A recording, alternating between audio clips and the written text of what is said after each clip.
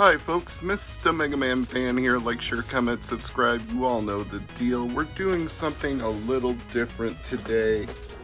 And what you're about to see is not my PlayStation 2. Not in any way, shape, or form. This belongs to my friend Chris, aka Sir Crunch. And I will put a link to his channel in the description. But this console was not working, so I took it to my friend Phil McPhee, aka Fix It Phil, and he agreed to swap out the laser and get it into working condition again. And since I'm a friend of his, he gave me a really good deal and only charged me $40.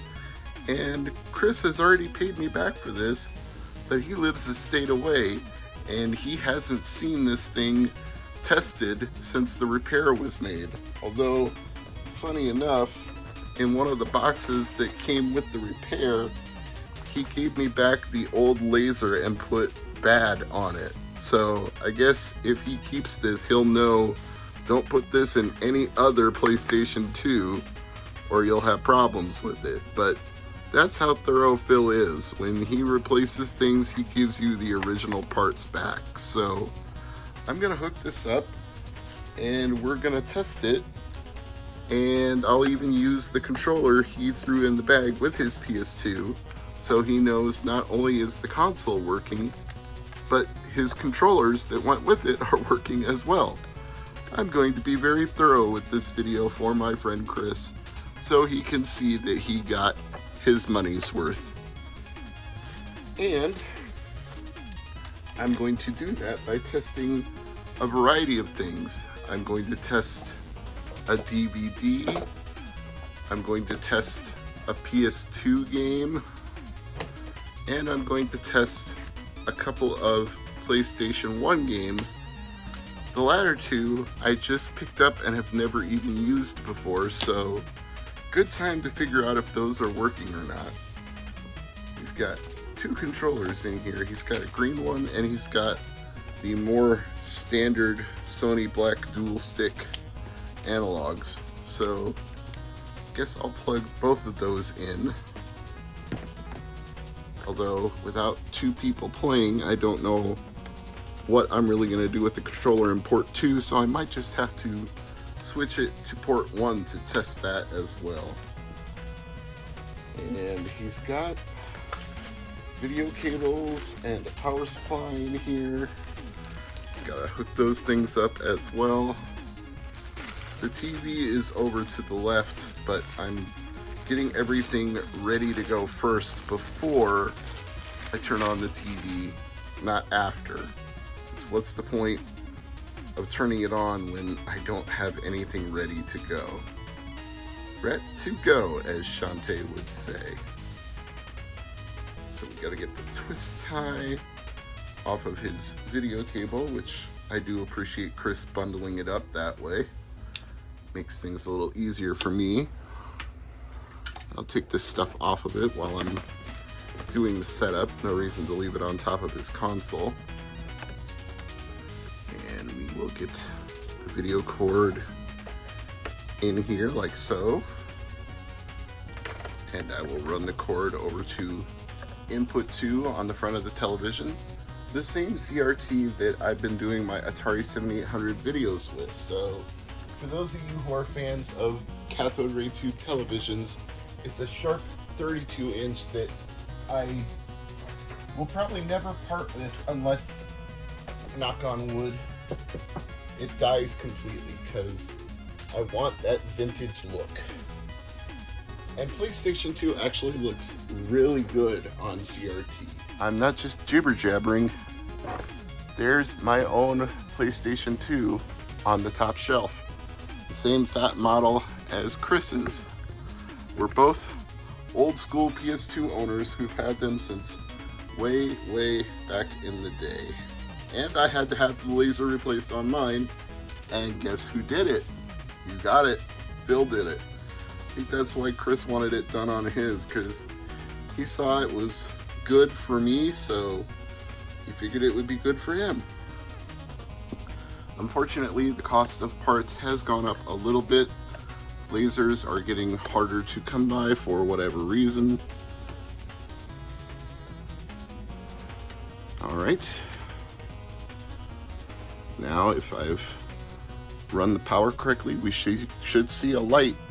Pardon my stuttering there. Yes, it lit up. That is a good sign. That means we can go ahead and turn on the television.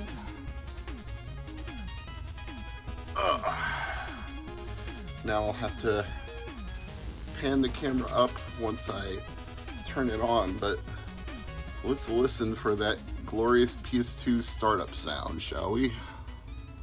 Here we go.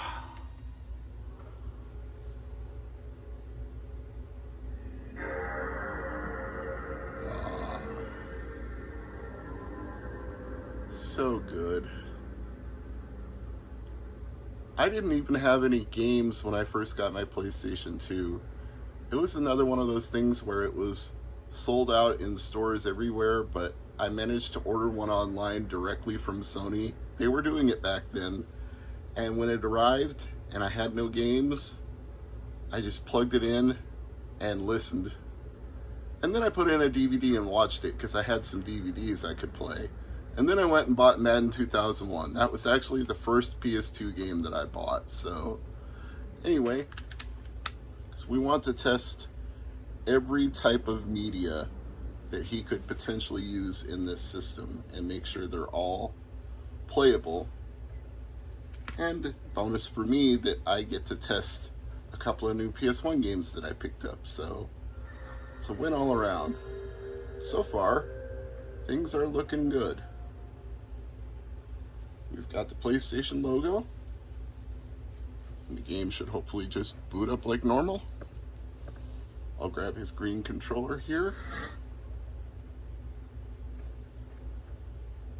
And maybe we can skip the cutscenes. Yes, we can.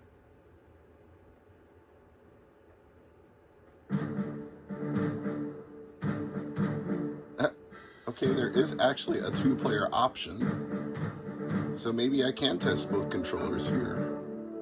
All hands on deck. All hands on deck indeed.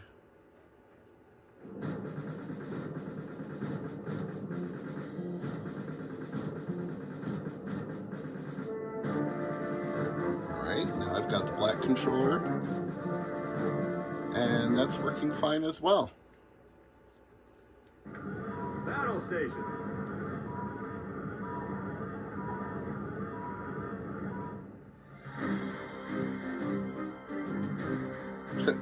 Such dramatic music. Dun dun dun dun dun dun dun dun dun dun dun dun dun dun dun. Ramming speed.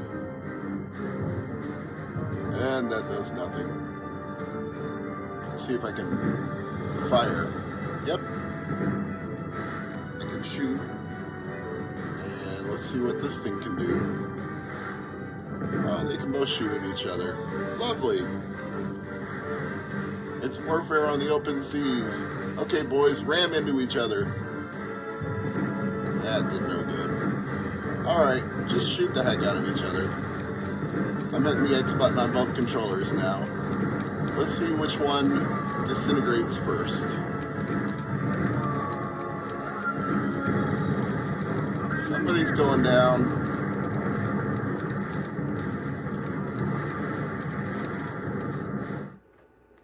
And that was a victory for player 2, I believe.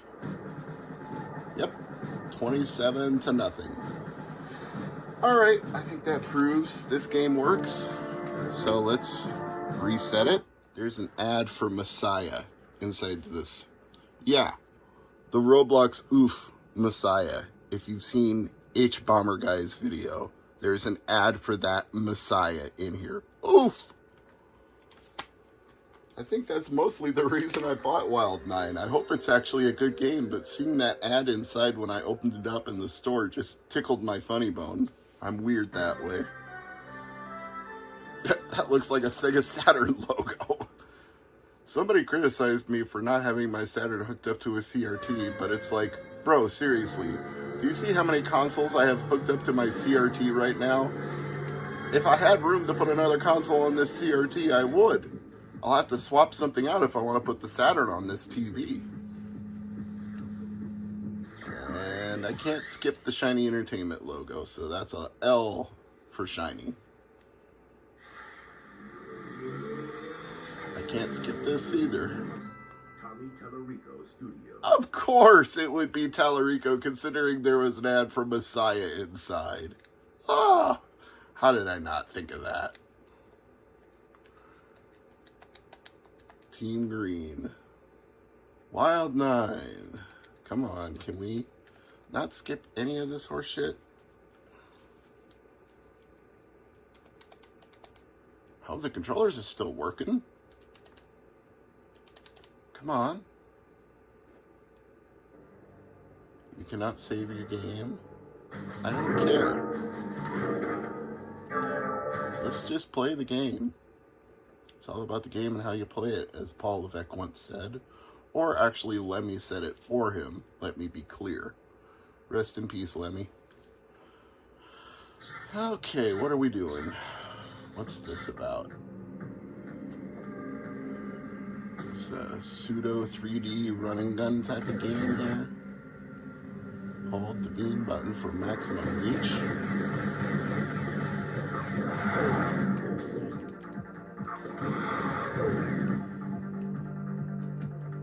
Yeah, thanks for that.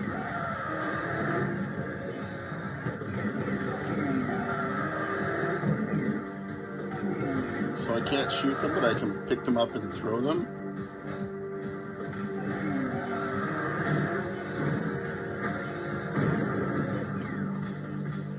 That's wacky. Alright, I think I get the idea. It works. And the game is loading. I call that a good sign. Chris didn't put a memory card in the bag, so he'll have to test his own memory cards when he gets home. Well, obviously the rumble in his dual analog is working, because that shook me when I hit start.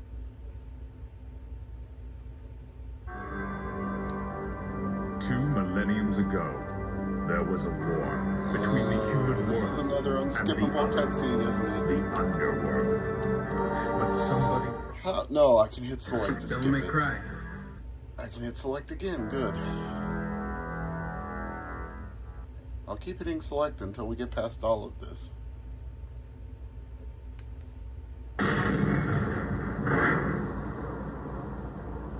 And finally, here we are.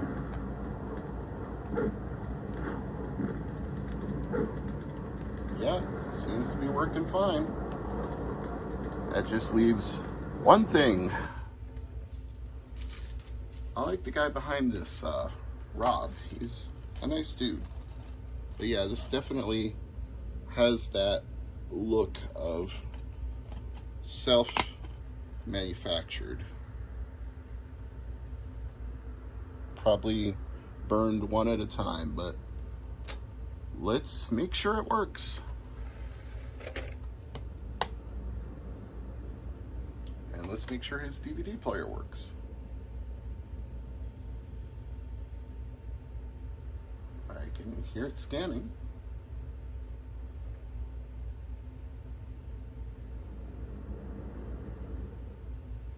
And it looks like it's gonna play.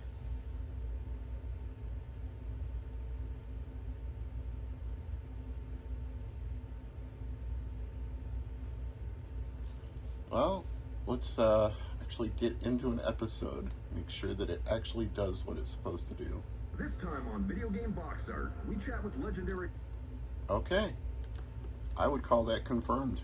So, Chris, that's your PlayStation 2 repaired by Phil, aka Fix It Phil. And I hope you enjoyed seeing it in action and knowing that everything is working the way it's supposed to.